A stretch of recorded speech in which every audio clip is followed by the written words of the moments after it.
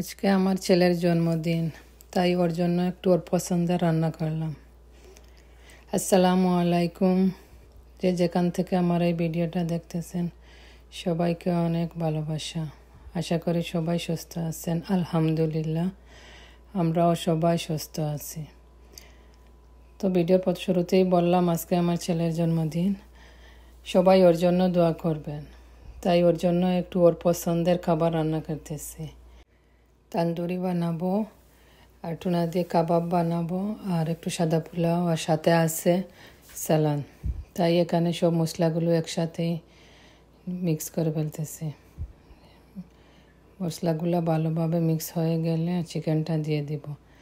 এই যে এখানে চিকেন কেটে ক্লিন করে ধুয়ে রেখে দিয়েছি। এই যে ভালো করে এখন মিক্স করে রেখে দিব।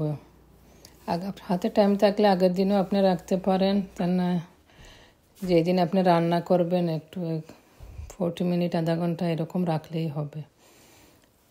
এই যে এখন ওভেনটা চালু দিয়ে দিলাম, আর এখন ওভেনের ভিতরে দিয়ে দিব ওভেনটা গরম হলে এই যে দিয়ে দিলাম চিকেনটা। এখন এইদিকে চিকেনটা আস্তে আস্তে হতে থাকবে, আর আমি এইদিকে সাদা পোলাওটা বানাই নিয়ে নেব। আপনাদের সবাইকে অসংখ্য ধন্যবাদ আমার পাশে থাকার জন্য, আমাকে সাপোর্ট করার জন্য। আপনারা প্লিজ সবাই এরকম আমাকে সাপোর্ট করবেন। প্লিজ আমার ভিডিওগুলো দেখবেন, আর ভিডিওতে কোনো ভুল হলে আমাকে আপনারা বলতে পারেন ছোটো বোন হিসাবে। আমি ট্রাই করবো আরও ভালোভাবে ভিডিওগুলো নিয়ে আসতে আপনাদের সামনে। আর আপনাদের কি পছন্দ আমাকে বলবেন, আপনারা কি ভিডিও দেখতে চান আমাকে বলবেন, আমি আরও নতুন নতুন ভিডিও নিয়ে আসবো।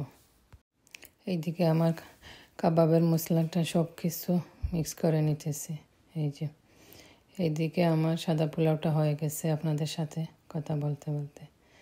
এই দেখেন কি জড়জড়া হয়েছে সাদা পোলাওটা। এইদিকে একটু চালাডটা কেটে নিয়েছি, এই যে মিক্স করতেছি। এখন কাবাবগুলা বানাই নিয়ে নিব। এই যে আস্তে আস্তে কাবাবটা বানানোর জন্য এখানে এই যে ব্রেড ক্রাম ডালতেছি একটু। এখন মিক্স করে আস্তে আস্তে বানাই নেব একটা একটা করে। আপনাদের সবাইকে অনেক ধন্যবাদ আমার ভিডিওটা আমার সাথে দেখতেছেন এই জন্য।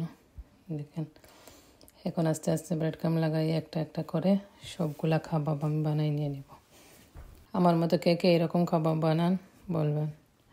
এই যে 2 প্লেট কাবাব বানালাম, একটু বেজে নিব আর একটু 1 প্লেট ড্রিপ করে রেখে দেব।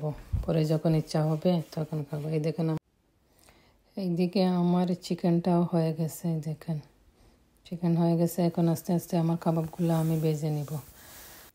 এই যে আমার ইউটিউব ফ্যামিলির ভাই বোনদেরকে বলতেছি, প্লিজ আমি আপনাদের মতো এত সুন্দর করে কথা বলতে পারি না। প্লিজ সবাই আমার পাশে থাকবেন, আর আপনারা আমার ভিডিওগুলো দেখবেন। ভিডিও দেখতে দেখতে আমার কথা শুনতে শুনতে আপনাদের ভালো লেগে যাবে।